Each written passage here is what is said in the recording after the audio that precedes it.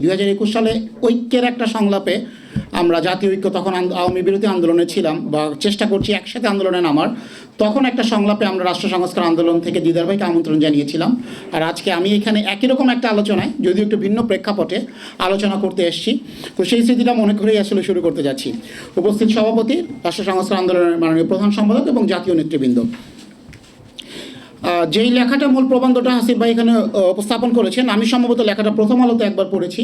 রাষ্ট্র সংস্কার আন্দোলনের কর্মী হিসেবে উনি ছাপিয়েছিলেন এবং লেখাটা সম্পর্কে আমার আগে একটু ধারণা ছিল। লেখাটা আমি পড়েছি দৈনিক প্রথম আলোতে, সম্ভবত এই মাসের শুরুতেই কোনো একদিন এটা পাবলিশ হয়েছিল লেখাটা।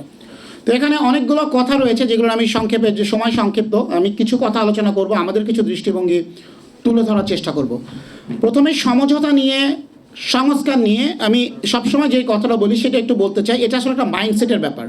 দেখেন, সংস্কার এটা কোনো ইমারত নির্মাণ শিল্প না যে আমি 5 তলা বাড়ির নকশা করেছি, সামনে গেট থাকবে, উপরে গম্বুজ থাকবে, ইত্যাদি ইত্যাদি থাকবে, রং এটা হবে, আমার লাইটিং এভাবে হবে, এইটা আমি এতটুকু নির্মাণ করব, তারপরে আমি ছেলের বিয়ে দিব। ব্যাপারটা কিন্তু এরকম না। হ্যাঁ, যে আমাদের বলছে যে আগে কতটুকুন সংস্কার চাই, বেশি না কম চাই, এটা একটা চলমান প্রক্রিয়া। দেখেন, থমাস জেফারসনের একটা কথা আমি সবসময় বলি, মানে সংবিধান সংস্কারের ক্ষেত্রে থমাস জেফারসনের নাম আমরা সবাই জানি।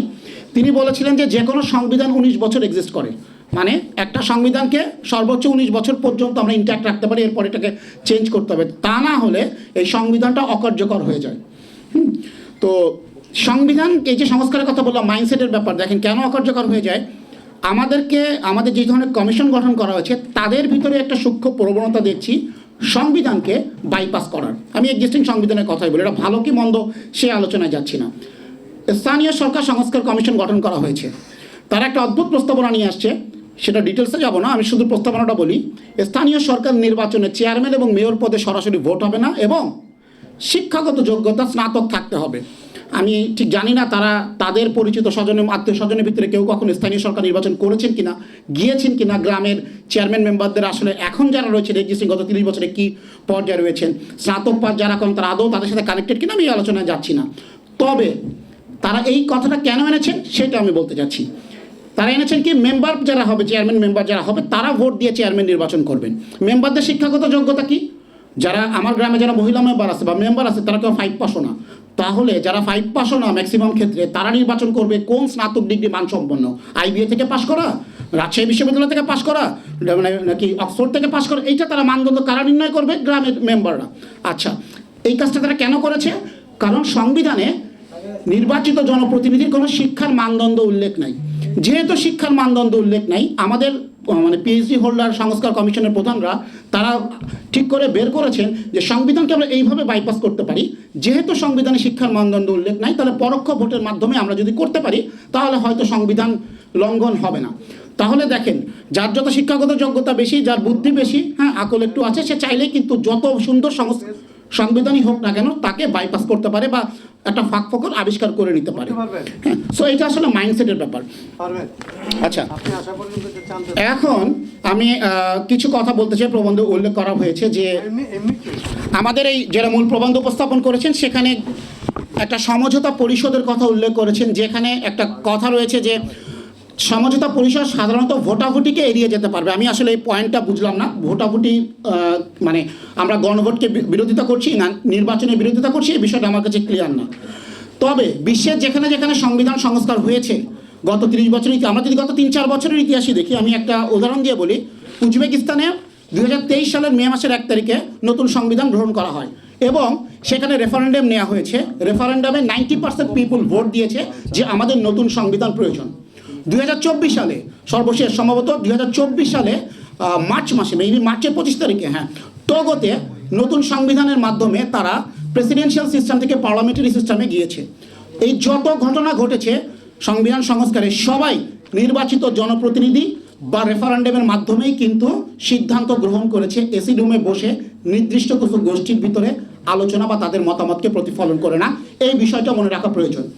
ভোট ছাড়া জনগণকে বাদ দিয়ে সংবিধান গ্রহণ করেছিল কুখ্যাত হিটলার। এখন বিখ্যাত বলবে না, কুখ্যাত বলবেন, আপনাদের ব্যাপার হিটলার। আমি তার আগে বলি, দেশের নাগরিকরাই হলো, আমরা মনে করি দেশের নাগরিকরাই হলো সংবিধানের মূল লক্ষ্য। কারণ সংবিধানের মূল লক্ষ্য থাকবে দেশের প্রত্যেকটা নাগরিককে সার্ভ করার। এবং এই জনগণকে অ্যাকোমোডেট করার একমাত্র পথ হলো নির্বাচিত সংসদ। নির্বাচিত সংসদ ছাড়া কখনো আপনি সংবিধান নতুন সংবিধান গ্রহণ করেন বা সংস্কার করেন, কখনোই আপনি জনগণের পূর্ণ মতের প্রতিফলন ঘটাতে পারবেন না। হিটলার কি করেছিল?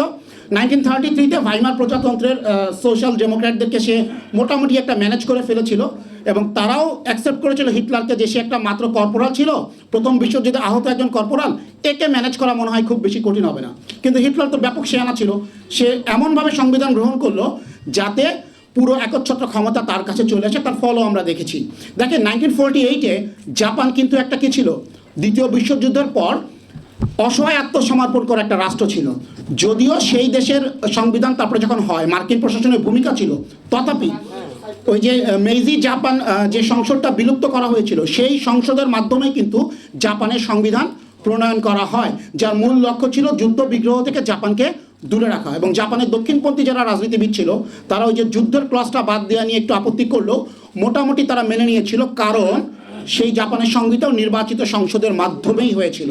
সুতরাং আমরা মনে করি সমঝোতার সবচেয়ে বড় উপায় হলো একটি গ্রহণযোগ্য জাতীয় সংসদ নির্বাচনের আয়োজন করা, যেখানে জনমতের প্রতিফলন ঘটবে এবং নির্বাচিত জনপ্রতিনিধিরাই সংবিধান সংস্কার বা সংবিধান পুনর্লিখন আমরা যেভাবেই বলি না কেন সেই বিষয়ে একমত হবেন। আমরা যখন হাসিনা বিরোধী এক দফা আন্দোলন করেছিলাম, এখানে অনেক দলই আমরা সেখানে উপস্থিত রয়েছি, আমরা কিন্তু বিএনপির পক্ষ থেকে একটা 31 দফাও দেওয়া হয়েছিল, যার প্রথমেই ছিল সংবিধান সংস্কার করা। আমরা কিন্তু ন্যূনতম একটা ঐক্যমতে যেই কিন্তু আমরা আন্দোলনটা নেমেছিলাম। জুলাই বিপ্লব যদি না হতো, আমরা যদি 28 অক্টোবর জিতে যেতাম, তাহলে কিন্তু নির্বাচন হতো এবং তার প্রেক্ষিতেই কিন্তু এই সংস্কারগুলো আমরা করতাম। এখন কেন নির্বাচন থেকে আমরা দূরে যাওয়ার চেষ্টা অনেকে করছি, সে বিষয়ে আমার আসলে অবজারভেশন রয়েছে, আমাদের দলের পক্ষ থেকেও রয়েছে। আমরা মনে করি নির্বাচন ছাড়া বর্তমান যে সংকটগুলো রয়েছে সেগুলোও সম্ভব না উত্তরণ করার, এবং সংবিধানেও জনমতের প্রতিফলন ঘটানো সম্ভব না। আমি আজকের এই মূল প্রবন্ধের আর একটা বিষয়ে কথা বলবো।